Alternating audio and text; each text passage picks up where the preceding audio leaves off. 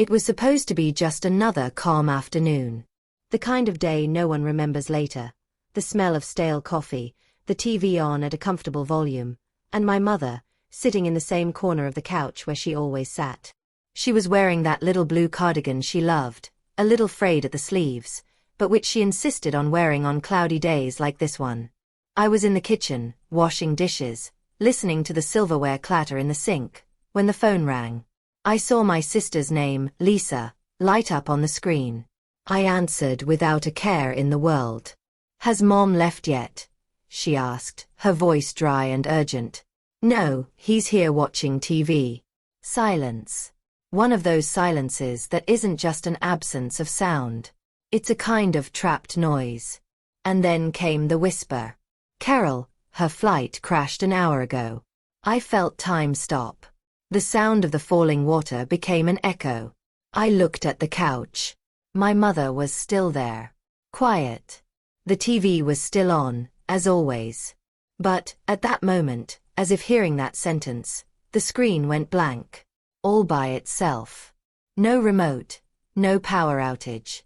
It just got dark. I couldn't move for a few seconds. My throat went dry. My stomach turned into a pit. I could still hear Lisa breathing on the other end of the line. "Are you sure?" I managed to ask, but the question was already dead in the water. She was sure. Our mother's name was on the list. The plane took off from Guarulhos and crashed into the sea, with no confirmed survivors. Just names. A cold list. A statistic. But, and how to explain? She was there. I swear by all that is sacred, she was there. I saw. I heard. I felt. That's when I understood. This story wasn't about an accident. It was about something much bigger. About secrets. About what really happens when someone disappears and leaves clues on purpose. What if I told you my mother wasn't just the quiet lady who read the Bible and made vegetable soup? What if I told you that, in the days that followed, I would discover things inside that house that would change everything we thought we knew about her, and about us? But before we continue, if you've made it this far, subscribe to the channel and comment below. Do you believe in signs from beyond? Because after what I've been through, I have no more doubts. I didn't know it yet, but that day would be just the beginning of a journey made of trails, hidden letters, and a blue key that would open not just a closet, but our family's entire past. And it was exactly there, with the house silent and the TV still dark, that I realized I was no longer alone in that room. She always had this enigmatic way, you know? Our mother wasn't the kind of woman who opened up easily. She had a strong presence, but not a flashy one. She was the kind you respect just by looking at, but also felt an automatic affection for, as if you'd grown up with her, even if she were a stranger. After Dad died, she became even more reserved. She kept her routine with almost military precision. Coffee at 7 a.m., soap operas at 6 a.m., and the Bible by her bedside. She never complained, never cried. But sometimes, she smiled with distant eyes, like someone carrying an old secret. The trip had been her idea. Out of the blue, she showed up with the ticket already purchased. She said she needed to sort out some things abroad. She didn't even explain it properly. We thought it was strange, of course. She never traveled. She was afraid of flying. She hated airports.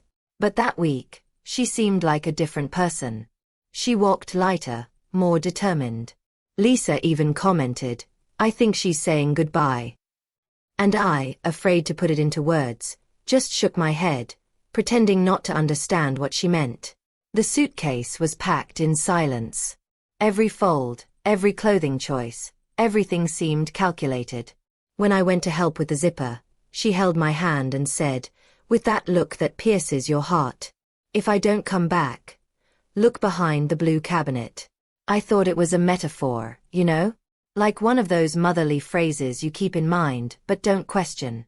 Only now it all made too much sense. And, at the same time, none at all. The blue cabinet had always been there, in her room.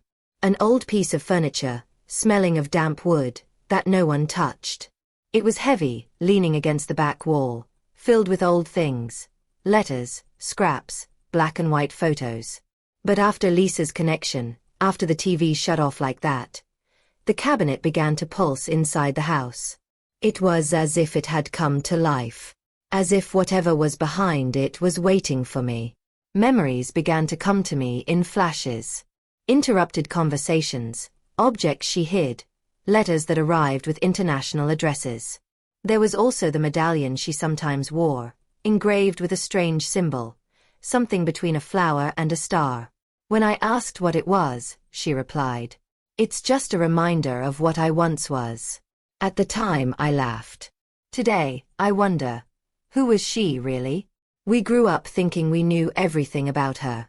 Every story she told, every life lesson. She seemed like an open book. But now I see, she was more like a sealed book, with pages glued together. And I was just beginning to peel back the first one. The funny thing, or perhaps tragic, is that, even with all the signs, we never imagine we'll discover a hidden universe within our own home.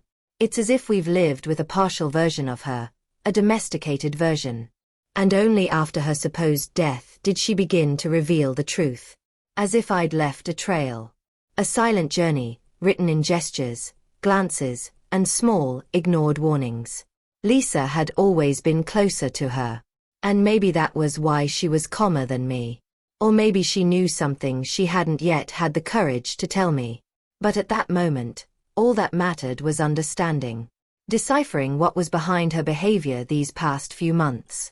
The mysterious visits she'd received in the garage. The notes in a notebook she hid under the couch.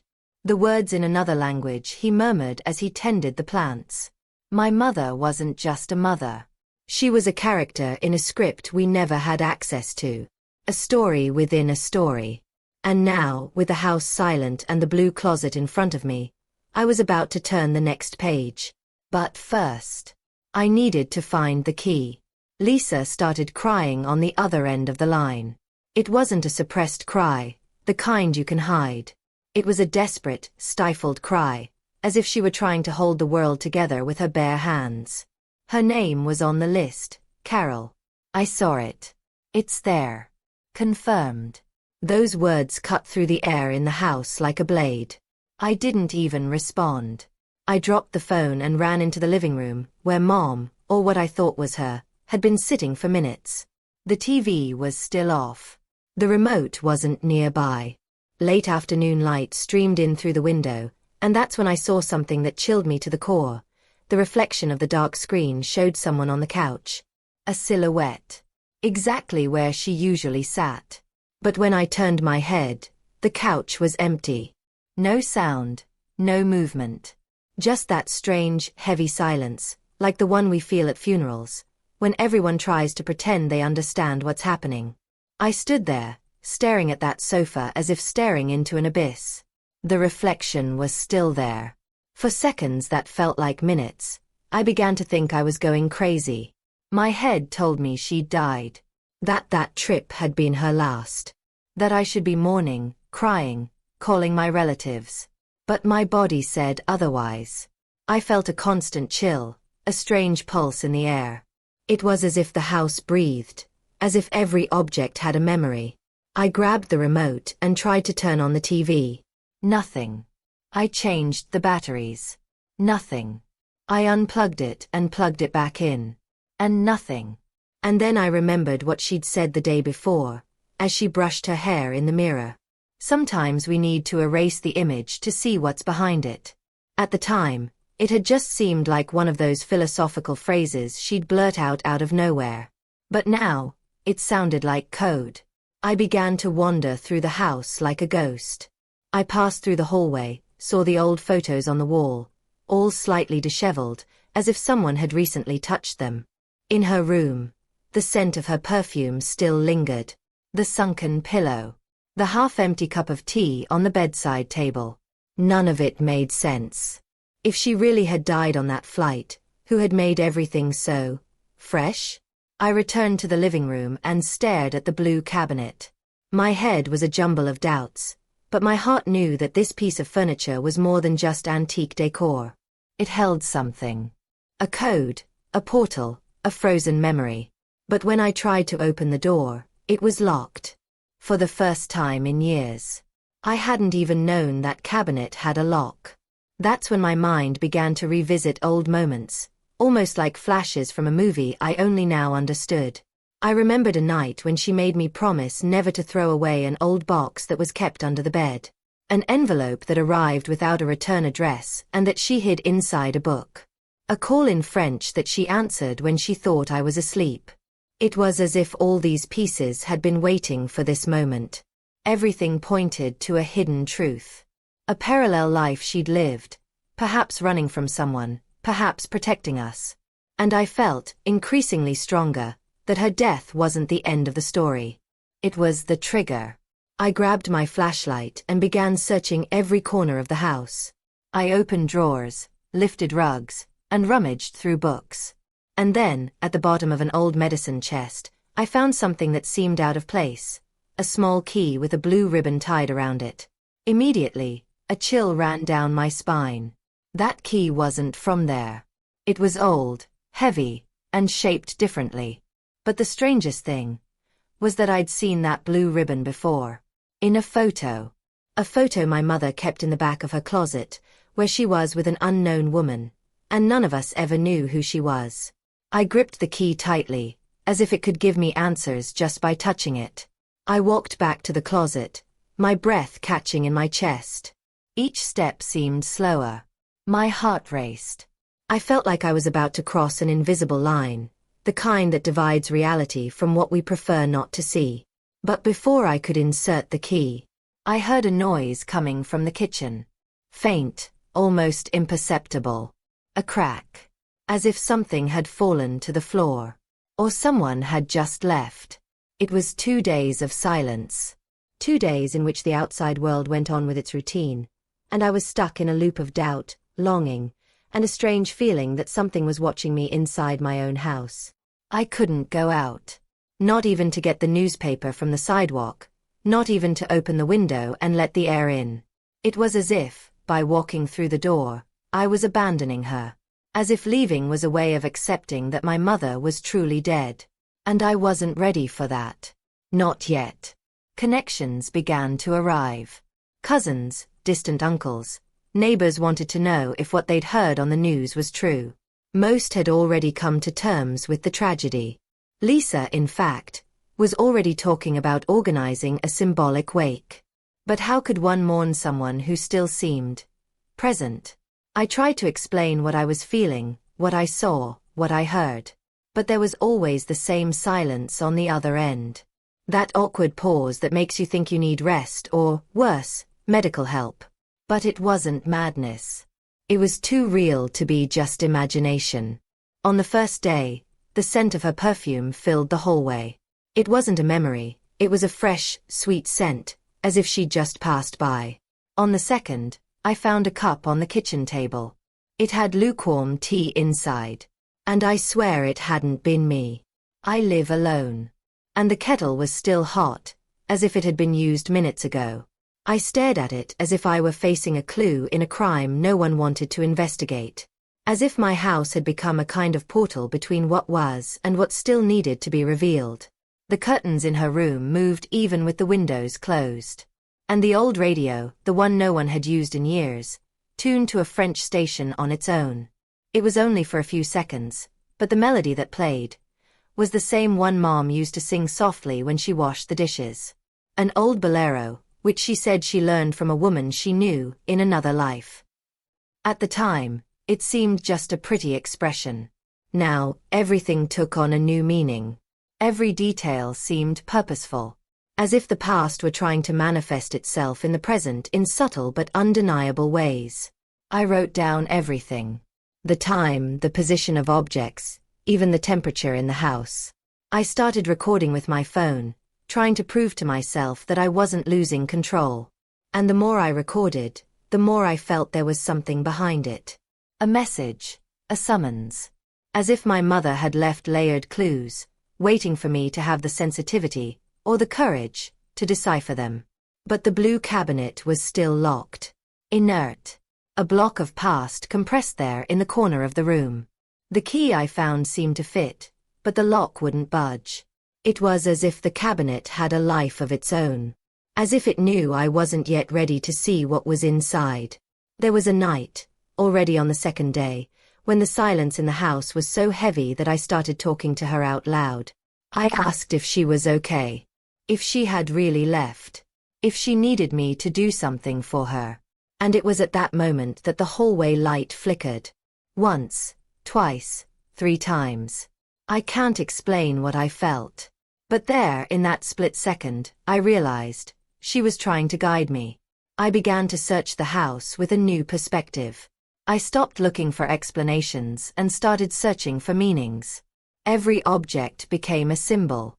Every memory, a piece of the puzzle. I rummaged through her coat pockets, the linings of her drawers, the books she reread most often.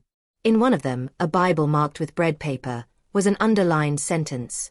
Nothing will remain hidden forever. That felt like a password. A sign that what was to come was greater than I had imagined. Little by little, the house ceased to be an ordinary space and transformed into a living setting, where time was no longer linear. It was as if past and present were coexisting, colliding between objects, smells, and noises. I felt the pressure of the invisible, the weight of truth approaching. The feeling was the same as when you're about to open a chest locked for years, knowing that what's inside could change everything you believe. But even with so many signs, I still needed the key piece, access to the closet. And it was then, one clear morning with a heavy heart, that I heard a sound coming from the hallway. A slow creak. Like a door opening on its own, even with all the windows closed. On the morning of the 3rd day, I woke with a different feeling. It was as if the air had changed density. Everything was still silent, there was still that heaviness in my chest, but something had changed. I went to the door, for no apparent reason, simply guided by an impulse I couldn't explain. And there, on the floor in the entryway, was an envelope. Plain, brown, with no sign of a return address. Just my name, written in a familiar, firm, yet almost old-fashioned handwriting, the kind that seems to have come from another era. My hands trembled before I even touched the paper. Something inside me already knew this would change everything. I opened the envelope carefully, as if I were handling a fragment of another reality. Inside was just a short handwritten sentence. Now you need to know who she really was. And along with it, a key. Blue. Metallic, with a design engraved on the handle. A small 6-pointed star, surrounded by delicate lines that resembled roots or veins. My heart skipped a beat. It was no coincidence. The blue ribbon around the key was identical to the one on the locket Mom sometimes wore, which she always said was just a memento of her youth. That key was an invitation. Or rather, a summons. I returned to the room as if in a trance. The blue closet seemed to be waiting for me. The silence of the house was almost ceremonial. The morning light fell on the weathered wood, revealing cracks I had never noticed before. And there, before me, the entire secret seemed to pulse, alive. I turned the key. A sharp click echoed. And then, the door opened. But not in the way I expected. Nothing fell. There was no dust accumulation or papers flying. Inside the cabinet was a single box. Dark leather, with a gold clasp, and a small yellow label that read, in French, "For my daughters." For my daughters. I sat on the floor with the box on my lap. For a moment, I couldn't open it. It was as if that object encapsulated all the questions, all the silences, all the behind the scenes of the woman we called Mother. Finally, with a suppressed sigh, I unlocked the clasp. And inside was a series of envelopes, all numbered like chapters. A hardcover notebook, covered in collages of maps, stamps, and old notes. And, at the bottom of the box, a photo. She looked different. Younger, her hair loose, her gaze determined. Beside her, an unfamiliar woman. They were in front of a large house with a sign I could barely read. But what really caught my attention was the detail in the lower corner. The same star as the key, hand-drawn, almost like a signature. I flipped through the notebook. The first few pages were written in French, then switched to English. The title of the first page, "The Name I Hid from You." I gasped. For years, I thought I knew everything about my mother. Her humble past, her struggles with widowhood, her single parenting. But now, the narrative I knew was beginning to crumble. Her story had been edited. And there, before me, were the ripped-out pieces. Each numbered envelope contained a letter. The first began, "Carol, if you've made it this far, it's because destiny has fulfilled its part. Now it's time for you to meet mine." And I could barely breathe. She told me about a trip she took before marrying my father. A 4-year period in which she lived abroad, using a different name, a different identity.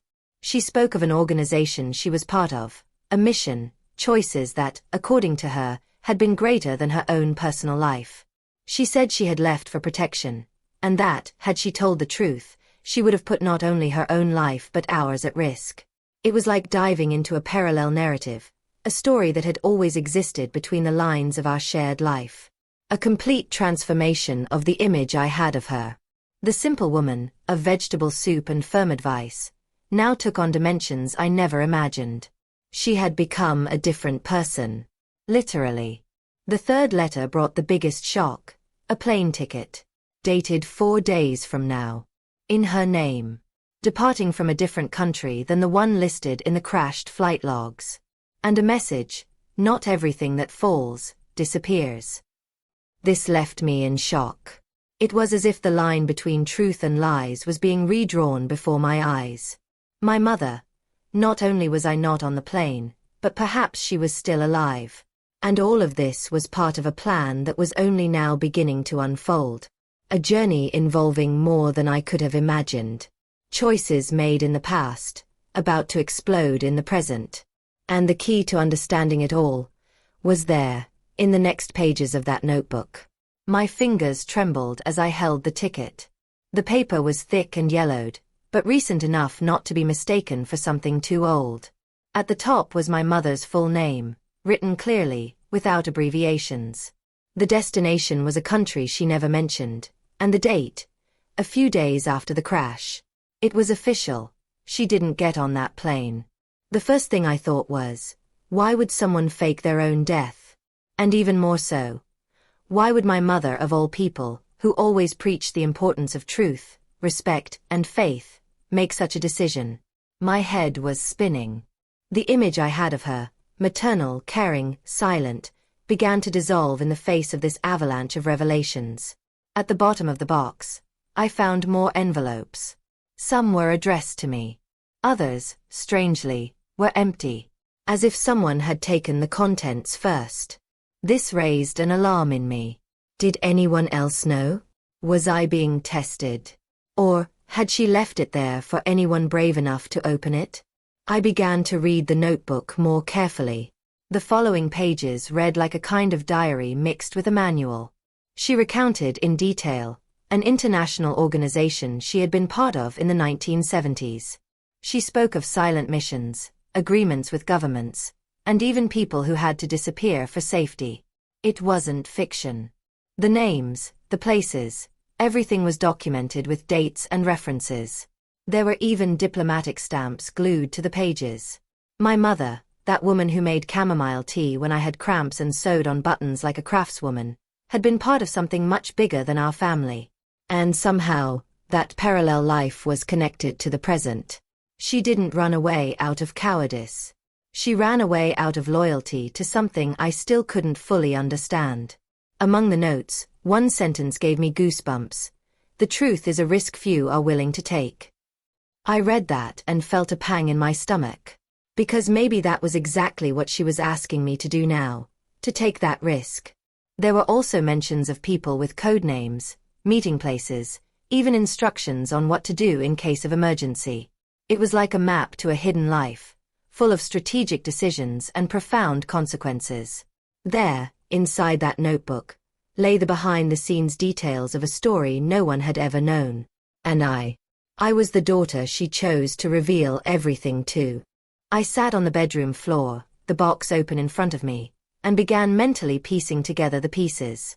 Everything that had previously seemed exaggerated now made sense. Her reactions, her fear of new technologies, the way she avoided giving out information on phone calls. Even the moments when she seemed distant, absent, it wasn't disinterest. It was caution.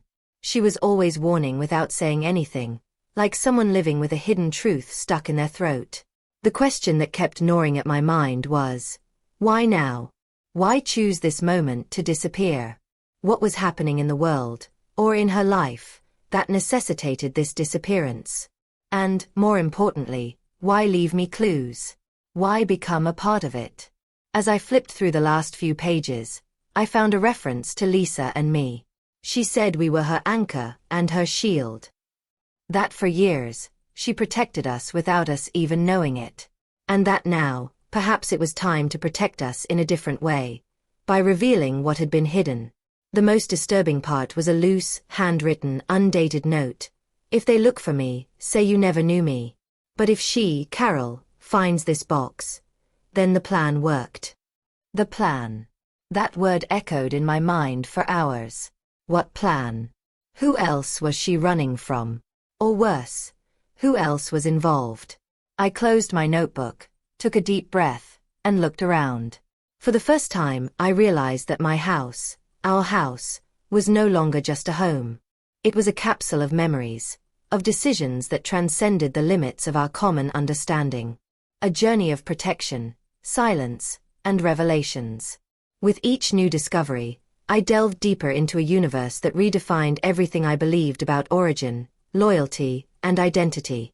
And it was exactly in this state of restlessness that I heard, outside the house, the sound of a car slowing down. And then, someone knocking twice on the door, rhythmically, as if it were a code. I opened the door, my heart pounding so loud it echoed off the walls. But there was no one there. Only the sound of an engine in the distance, slowly fading around the bend in the street. I descended the 2 porch steps, looked around, checked the garden, nothing. Just a small box carefully placed on the doormat. White, untapped, unlabeled. Light, as if it carried more questions than answers. I carried it inside with trembling hands. Each new object that appeared seemed to pull me deeper into a story that wasn't just my mother's, it was ours. Of our lineage. Of our past. And perhaps even of a destiny I never knew existed. I opened the box slowly. Inside was a single sheet of paper and an antique, golden brooch with a blue stone in the center. The same symbol as the key, the 6-pointed star. On the paper, a sentence written in the same handwriting as the previous note. You need to remember who came before you. In that moment, something snapped inside me. Until then, I'd been searching for answers. For logic.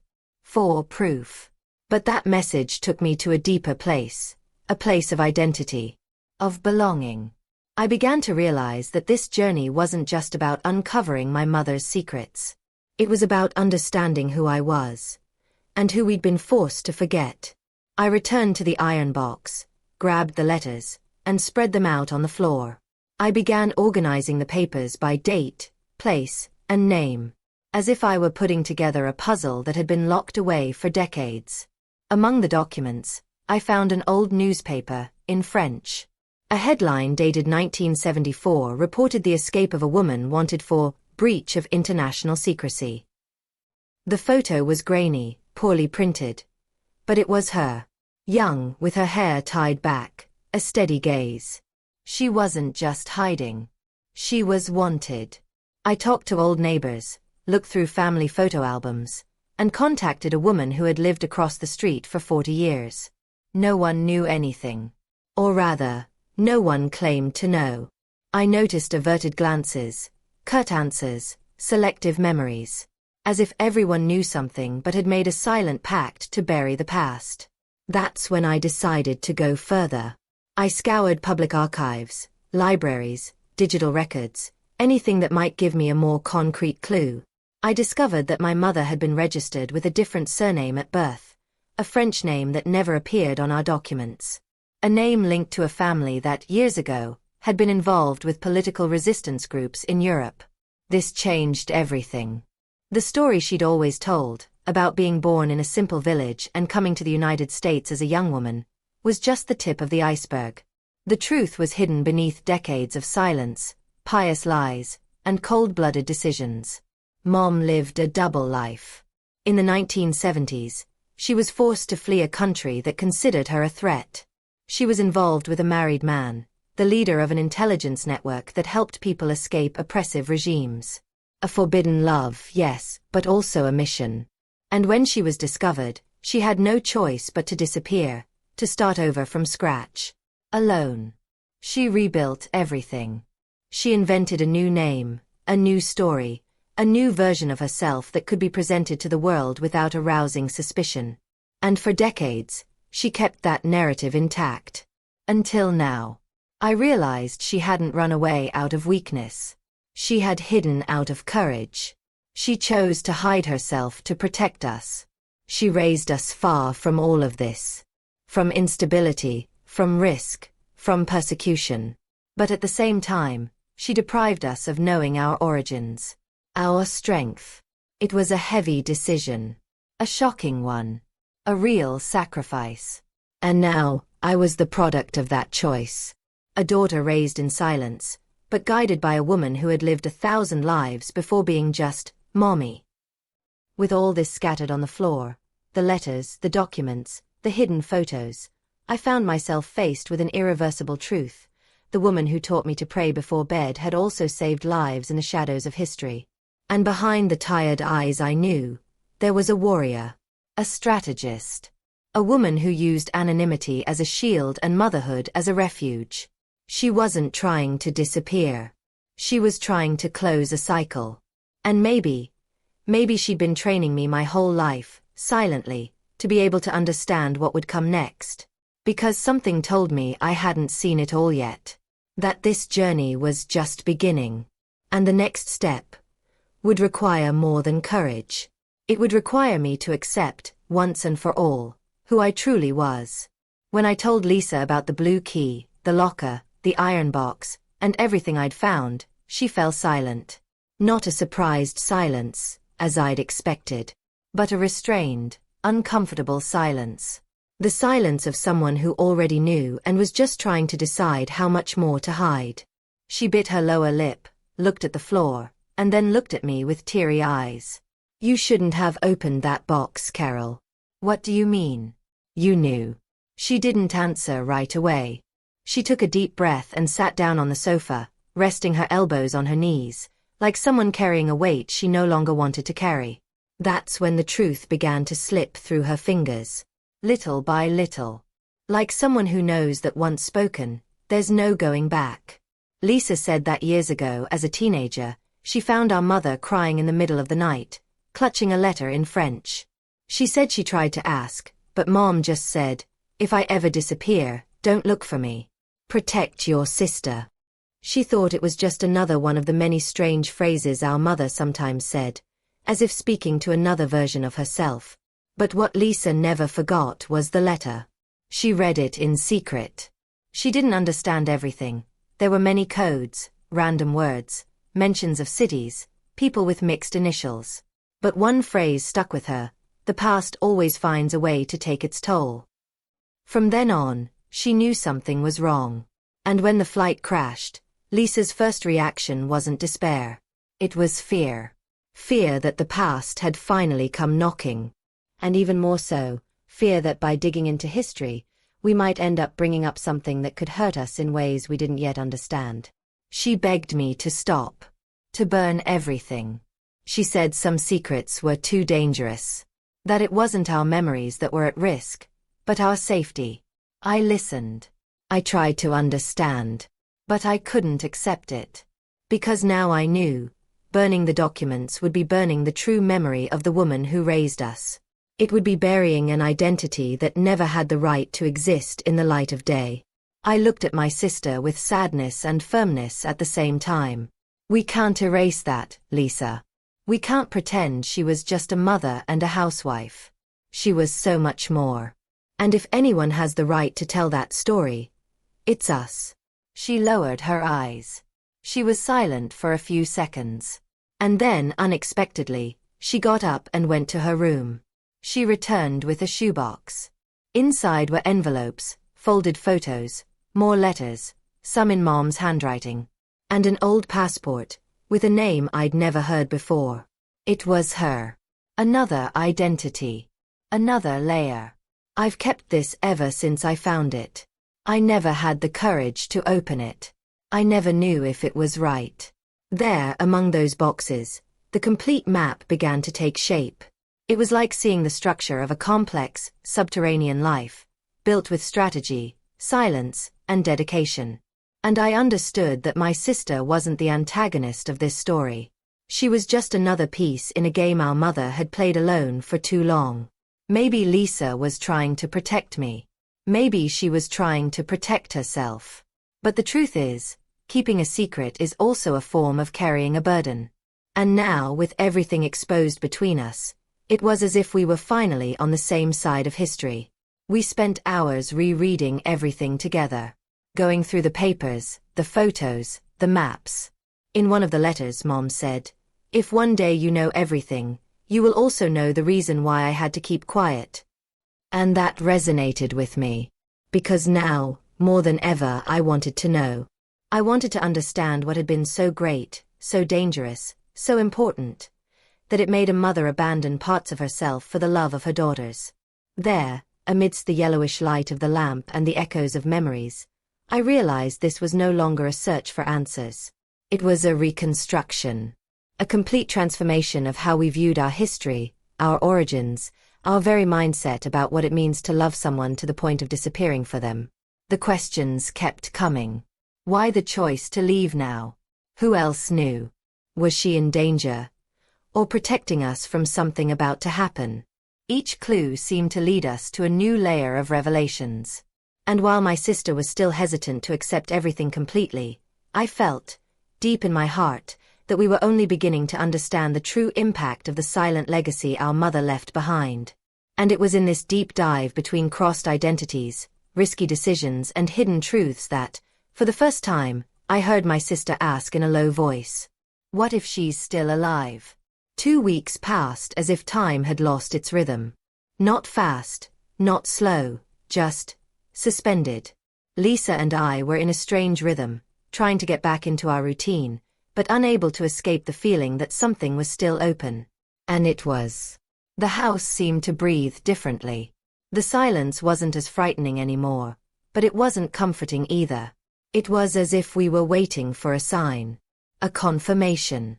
One last piece. And she came.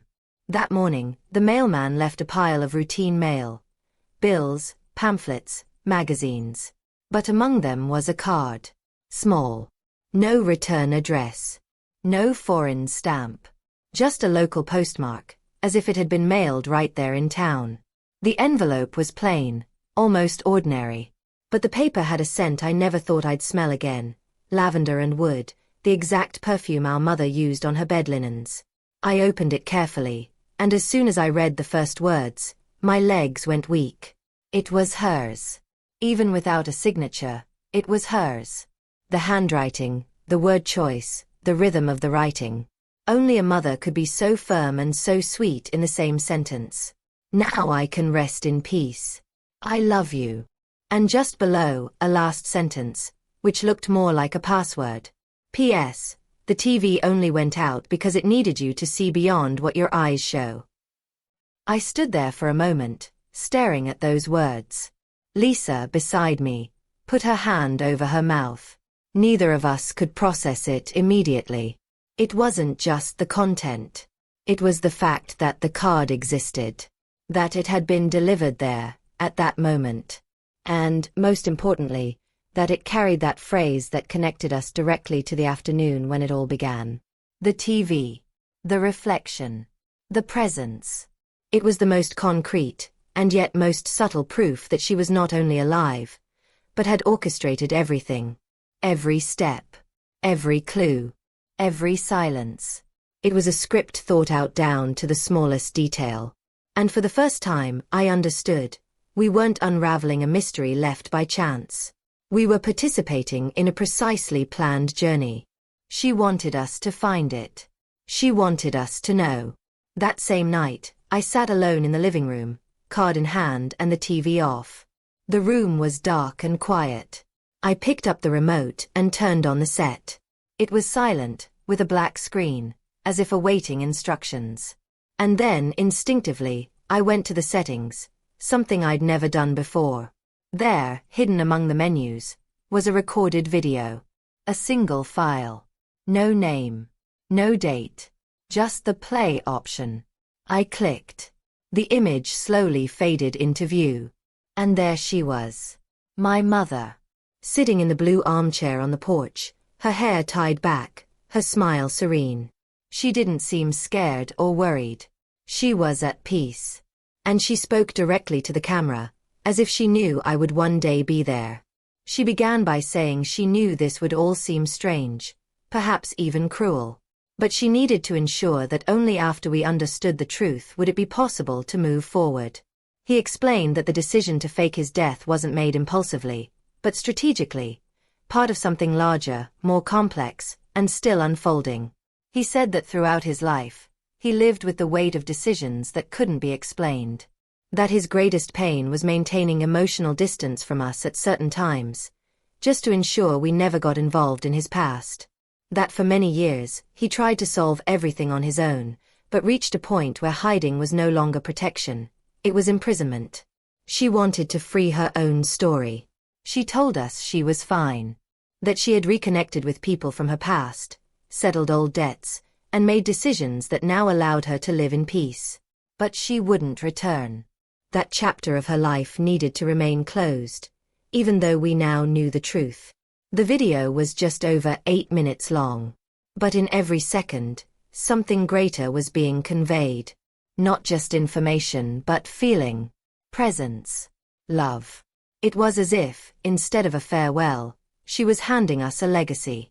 Not one of heroism, but of the conscious choice to live truthfully, even when it meant disappearing. When the screen went dark, I saw myself differently. There was a new clarity in my gaze. A maturity born not of time, but of revelation. Because understanding who she truly was, made me better understand who I was becoming. Every lie, every omission, every restrained gesture was part of an emotional architecture designed to protect us, and now to awaken us. In the days that followed, Lisa and I began to reevaluate everything. Not just the papers and documents, but our own memories. Small gestures from childhood, stray phrases at dinner, glances that at the time seemed distracted, now had meaning. Mom wasn't just a woman who lived in anonymity. She was someone who built her own existence between the lines. A kind of silent resistance. An emotional framework that was only now beginning to reveal its true strength. And that night, as I sat alone in the kitchen, with the dim light on the table and the card in my hands, I understood something that changed everything. She never wanted us to find her in the world. She wanted us to find her within ourselves.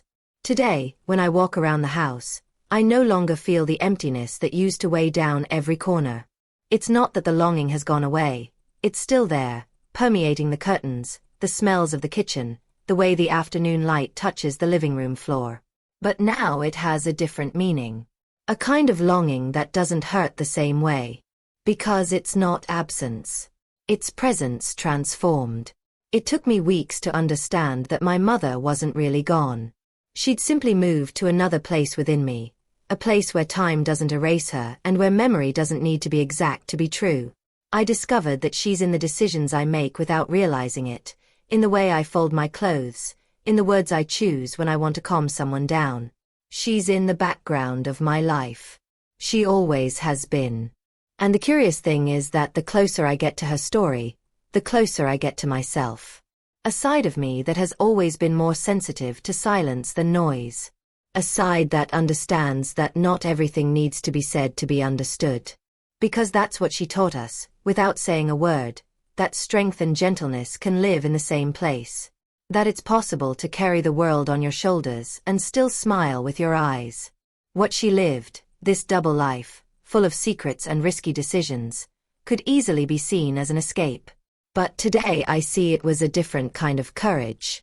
A kind of love that doesn't flaunt itself, that doesn't demand recognition, but is willing to disappear to protect. A love that writes its story in invisible ink, hoping that one day someone will be sensitive enough to see it. She lived in hiding, but she didn't hide from the mission she felt she needed to accomplish. And that difference changed everything about how I see her now. Because behind that silent woman who waited for us to get home from school with dinner ready and a folded blanket, there was a warrior.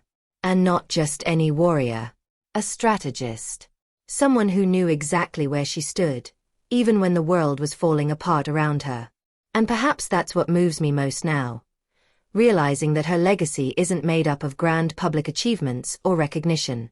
It's made up of small gestures that hold enormous meaning. Of silent choices that protected without asking for anything in return. Of looks that said more than any speech. I remember once, when I was a teenager, yelling at her. One of those silly fights, because I wanted to go out and she said no. I said harsh things, telling her she didn't understand what it meant to have a real life. And she just looked at me, her eyes full of tears, but without responding. Today, that scene carries a different weight. Because now I know, she understood much more than I could ever imagine. She understood the value of freedom, the price of choice, and the silence that accompanies those who have to give up everything for the one they love. The truth is, my mother wasn't invisible.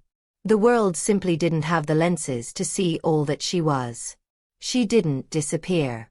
She faded into the subtext of our history, leaving deep scars where no one used to look. And now every decision I make, even the simplest ones, carries a bit of her.